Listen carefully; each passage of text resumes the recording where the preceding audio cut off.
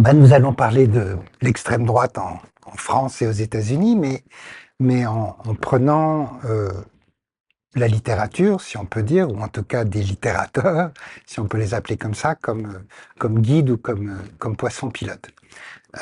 Donc on va parler de Renaud Camus et du grand remplacement.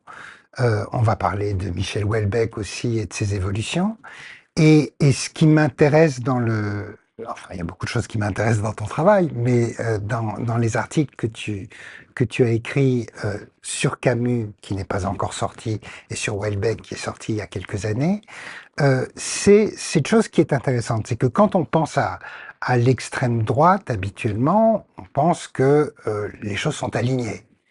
Ils sont réactionnaires, ou pire, surtout que ce soit sur les questions de genre, les questions de sexualité, les questions de race, etc. Ce n'est pas faux, à une certaine distance, mais il y a quand même des bougées, des variations. Des variations, c'est-à-dire des inflexions dues au moment, dues à l'endroit, dues à la personne, mais parfois aussi, même la personne va pousser sur des boutons différents à différents moments, et ça crée des configurations changeantes qu'il s'agit de suivre. Donc l'idée, c'est de partir sur ces figures emblématiques que sont Renaud Camus d'un côté et Michel Houellebecq de l'autre, avec aussi leur rayonnement international. Euh, et puis après ça, de voir comment euh, ce qui pourrait paraître euh, totalement extrême chez Camus et totalement extravagant ou frivole chez Houellebecq va devenir sérieux, central, repris par des gouvernants qui ne sont pas exclusivement des gouvernants d'extrême droite, et donc comment ça infuse et ça diffuse. Voilà, ça c'est le plan général. Mais on va commencer par Renaud Camus et par cette notion de grand remplacement. Mais justement, puisqu'il y a du bouger sur ces questions de genre, de sexualité, de race, ce serait bien de reprendre une espèce de fil d'où vient Renaud Camus, quand est-ce qu'il tourne, etc., etc. Avant de revenir à l'origine, on peut peut-être aussi déjà souligner pourquoi la littérature. Pourquoi il est important de regarder des littérateurs et pourquoi des littérateurs ont-ils une importance dans les formulations de l'extrême droite depuis un certain temps. Et je crois que ça nous rappelle que la politique, c'est beaucoup une question de rhétorique, c'est-à-dire de trouver les manières de parler, les images qui vont permettre de cristalliser des idéologies à un moment donné.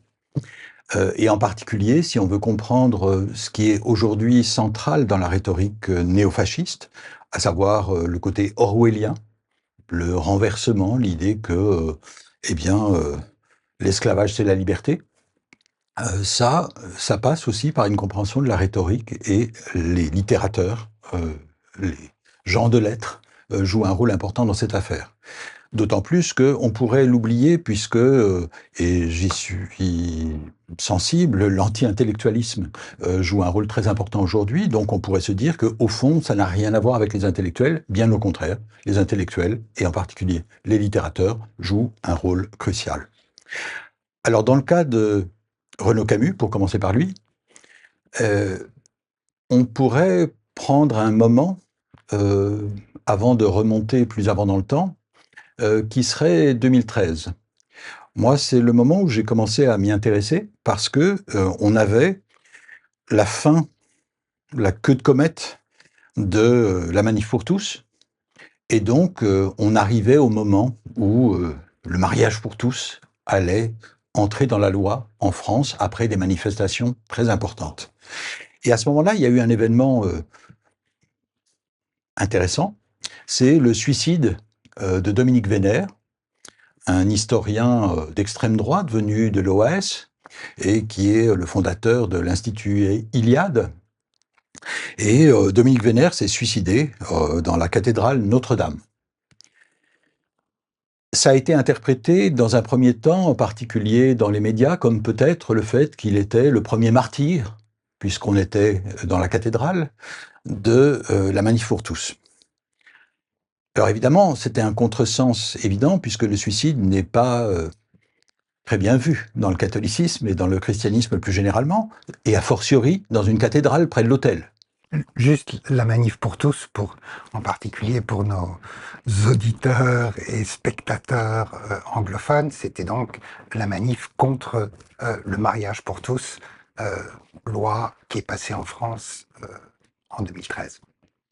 Voilà, donc effectivement, la bataille qui était une bataille autour du genre, mais aussi plus spécifiquement de l'ordre familial, eh bien cette bataille, elle semblait incarnée au dernier moment par Dominique Vénère.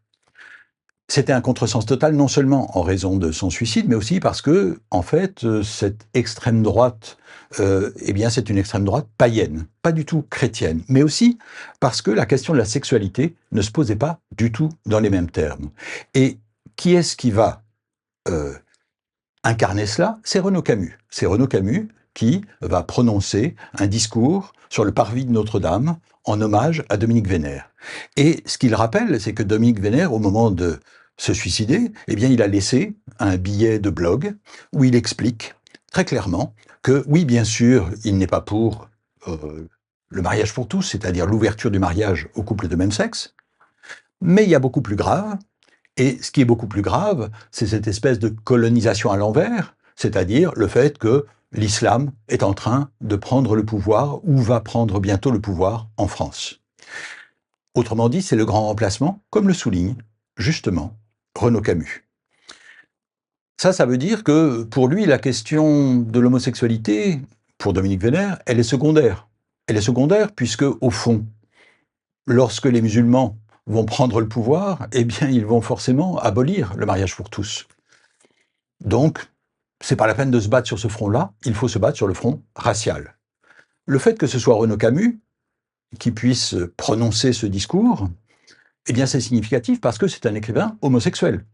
Ça ne veut pas dire qu'il soit pour l'ouverture du mariage aux couples de même sexe, mais à l'inverse, c'est pas son combat. Après tout, il a d'abord été connu comme un écrivain gay. En 1979, il a publié un livre qui a eu un certain retentissement, qui s'appelle Tricks, et qui était préfacé par Roland Barthes. Et Tricks, c'était quoi? Eh bien, c'était un livre en français, malgré son titre en anglais, mais qui montrait une circulation entre les États-Unis et la France d'une culture sexuelle homosexuelle, à savoir celle des brèves rencontres. Donc, Roland Barthes analysait ça comme, en quelque sorte, une des figures d'une avant-garde littéraire moderniste. Le fait que Renaud Camus soit homosexuel ne veut pas dire que toute sa politique est dictée par ça, mais ce que ça veut dire, c'est que, au fond, il écarte la question sexuelle pour dire la question fondamentale, c'est la question raciale. Et d'ailleurs, ça veut dire que dans son discours sur le grand remplacement, à partir de 2010-2011, eh bien, il s'agit bien sûr de démographie. Donc d'un remplacement démographique avec la population blanche remplacée par une population racisée, même s'il n'utilise pas le terme.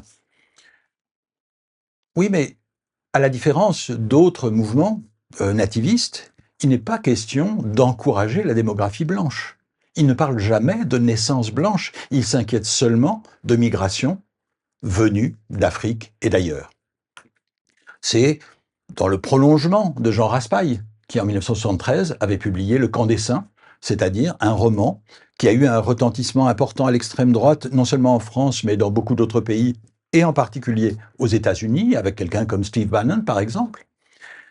Le Camp des Saints, eh bien, c'était le récit du débarquement de centaines de milliers, d'un million de personnes venues du bassin du Gange, et qui était comme un grouillement animal qui envahissait la France. Une manière de ne pas heurter les sensibilités en éloignant un peu le danger, alors qu'en réalité, bien sûr, cela renvoyait à l'idée que cela venait d'Afrique, et en particulier d'Afrique du Nord à l'époque. Donc, la question de l'articulation entre les questions sexuelles et raciales, et c'est une des raisons pour lesquelles, travaillant depuis longtemps sur les études de genre, et dans ce domaine de genre et sexualité, je m'y suis intéressé, elle est complexe. Il y a des déplacements. Donc, ce que nous propose Renaud Camus, c'est une version strictement raciale qui n'est pas du tout une version catholique du grand remplacement. Le catholicisme, il n'existe que comme une référence culturelle. Comme pour Dominique Vénère, c'est ça qui est bien, c'est que nous sommes une culture chrétienne. Mais ça ne veut pas dire que nous sommes chrétiens, et la preuve, c'est que le grand remplacement, pour Renaud Camus, eh bien ça peut très bien inclure la civilisation juive. Mais ça peut aussi inclure les athées ou les libres penseurs. Donc au fond, c'est une culture blanche dont font partie les Juifs. Alors si on revient à l'histoire de Renaud Camus, il faut se rappeler que être préfacé par Roland Barthes, eh bien ça voulait dire aussi qu'on appartenait à un milieu qui n'était pas, en principe, à l'extrême droite. À ce moment-là, il est plutôt côté socialiste. Encore en 2002, il votera pour Noël Mamère. C'est seulement dans les années 2010 que sa politique va se durcir, et après 2002, c'est-à-dire bien l'élection présidentielle en France, par opposition à Jean-Marie Le Pen, il va créer un parti politique, sans retentissement particulier, en envisageant d'être lui-même candidat à la présidence de la République, et il n'y parviendra pas, qui est le parti de l'innocence, avec un trait d'union pour séparer le in de nocence. Ça veut dire ne pas nuire. Cette vision politique, il est important de l'avoir en tête pour se rappeler qu'il n'a pas toujours déjà été ce qu'on voit aujourd'hui. Donc on peut se demander... On peut même dire, si on remonte plus tôt, que si j'ai bien lu, dans les fins des années 60, il était même chroniqueur au Guêpier pendant voilà. un moment. Donc l'histoire homosexuelle fait partie de son histoire, mais même spécifiquement un ancrage modérément à gauche, eh bien, faisait partie aussi de sa trajectoire politique. Donc qu'est-ce qui va faire basculer les choses? Évidemment, il n'y a pas d'explication claire. Lui-même invoque, au moment de parler du grand remplacement, le fait qu'en 1996, dans l'Hérault, il a vu une femme voilée, et que si on aperçoit une femme voilée, eh bien ça veut dire que c'est un peu la fin du monde, ou du moins du monde tel qu'il le connaissait. On n'est plus chez soi. C'est bien sûr un thème d'extrême droite. Ça, c'est en 1996, mais ça n'apparaît pas encore. Et ça va être en 2000 qu'on va comprendre quelque chose, mais c'est pas encore tout à fait sur le grand remplacement, puisque c'est l'antisémitisme qui joue à ce moment-là un rôle très important, avec la publication de son journal de 1994, qui va susciter ce qu'on a pu appeler l'affaire Camus. Et l'affaire Camus, c'est quoi? C'est que quand c'est publié, on se rend compte que, eh bien, en particulier, il déplore qu'il y ait trop de juifs sur France Culture. L'émission du midi, dit-il, bon, c'est bien d'avoir des juifs, mais quand même, il n'en faut pas trop. Et surtout, s'il n'arrête pas de parler de ces sujets-là, que ce soit des juifs ou que ce soit d'Israël, c'est vraiment trop. À l'époque, ça fait scandale. Parce qu'il y a une sensibilité à l'antisémitisme dont on voudrait croire qu'elle continue aujourd'hui, c'est-à-dire qu'elle peut entendre l'antisémitisme lorsqu'il vient de l'extrême droite aussi. Ça veut dire en pratique que Renaud Camus, il va être ostracisé dans les années 2000 et qu'il va devenir une sorte de reclus dans son château, dans le sud de la France, et qu'il est en quelque sorte en retrait. Et de ce point de vue-là, on verra que c'est un peu l'inverse de Michel Houellebecq. Michel Houellebecq, c'est l'extrême visibilité. Renaud Camus, c'est une présence discrète, mais ça n'empêche pas une circulation. Même s'il a certains défenseurs un peu plus mainstream, notamment Alain Finkielkraut. Effectivement, de manière un peu paradoxale peut-être, Alain Finkielkraut a été un des plus solides défenseurs de Renaud Camus, au moment même où Renaud Camus déplorait le surnombre juif sur France Culture, alors même que l'émission d'Alain Finkielkraut était déjà hebdomadaire et agitait les esprits. Donc, ce qu'il disait, c'est qu'il y avait une mélancolie barésienne chez Renaud Camus. Alors, Barès, pourquoi est-ce une référence significative? C'est que bien sûr, c'est la référence à l'affaire Dreyfus. Et on voit ici un déplacement chez Alain Finkielkraut lui-même, puisque au départ, sa critique de la défaite de la pensée, c'était au nom d'une version qui était contre l'enracinement, qui était en réalité contre le multiculturalisme. mais donc d'un point de vue dreyfusard. Mais là, d'un seul coup, il y a une certaine indulgence pour le côté barrésien. Et c'est quelque chose dont on va voir que ça va se prolonger très longtemps, puisque Finkielkraut, beaucoup plus tard, reprenant au milieu des années 2010, reprenant une formulation, une histoire qui vient directement de Renaud Camus sur France Inter, eh bien, pour présenter son livre, il explique que, bah oui, aujourd'hui, il y a des femmes musulmanes qui se disent « je suis aussi française que vous ». Et bien sûr que ce n'est pas le cas, dit-il, ou du moins, il le précise, moi-même, je ne suis pas aussi français que ces Français qu'on n'ose plus appeler de souche, puisque je ne suis pas né français et que je suis devenu français à l'âge de 3 ans. Donc ça, c'est un argument anti-Dreyfusard. Et Renaud Camus aura permis à des gens comme Alain Finkielkraut de basculer d'une position traditionnellement dreyfusarde à une position anti-dreyfusarde. Donc, si on revient maintenant à ce moment de 2000, eh bien, on s'aperçoit que ça va avoir des conséquences. C'est-à-dire que ce n'est pas simplement que quelque chose a transparu, mais que, en réalité, ça devient le moteur de l'évolution de Renaud Camus. Son ostracisation va l'amener à radicaliser son discours, et il dit, au fond, ça permet maintenant de dire n'importe quoi, puisqu'il ne s'agit plus de respecter les conventions du monde social auquel on appartient. Donc Renaud Camus, eh bien, c'est quelqu'un qui va petit à petit radicaliser son discours et le formaliser en particulier avec l'idée de grand remplacement, dans un discours de 2010, publié pour la première fois en 2011 et republié depuis lors, y compris plus récemment en anglais. Donc Renaud Camus, avec le grand remplacement, qu'est-ce qu'il dit? Il dit tout simplement que, eh bien, c'est une civilisation qui est menacée par ce remplacement.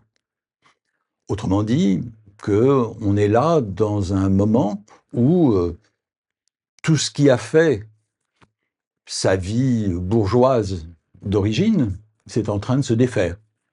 Que on n'a plus la même culture, au sens cultivé, mais on n'a plus la même civilisation, plus généralement, l'appréciation de certaines belles choses, etc.